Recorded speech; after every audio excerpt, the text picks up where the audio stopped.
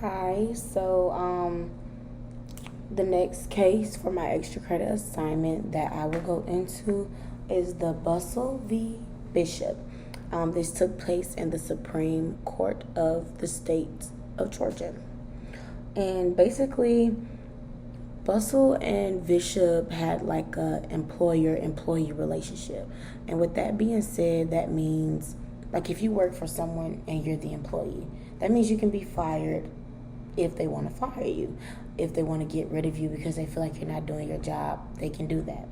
So basically, they had this relationship. One person was supposed to do the work, work on the land, while the other was supposed to supply the tools and other necessary items needed for the person doing the work to complete the job. So on the 29th of July, Bustle, the defendant, attempted to set up Colonel Bishop. Basically, they rushed him out of his home, telling him his family was in a ditch, there was an accident, all of this crazy nonsense, just to get him out the house so that they could take advantage of him and basically beat him into owning the land that he owned.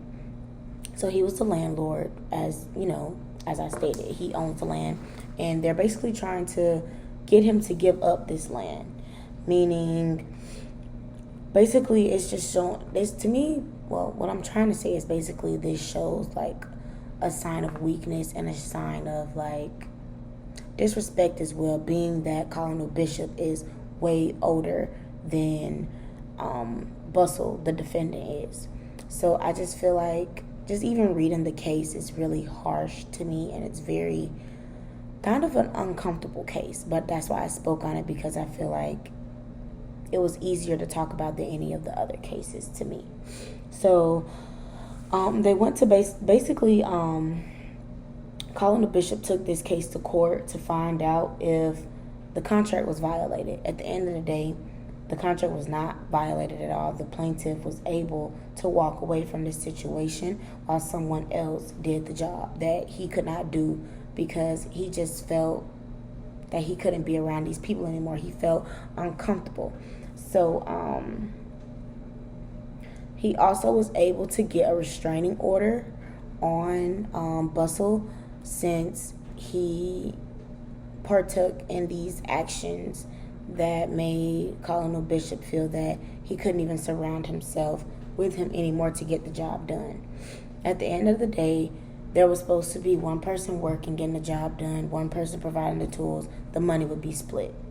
I feel like the defendant got greedy and he wanted to find a way to get what he wanted, which was to own the land on his own, to take over the land, work on the land on his own. But the court said otherwise. So Colonel Bishop was able to walk away, winning this case, keeping his land and his crops. And yeah, that's the Bustle v. Bishop case.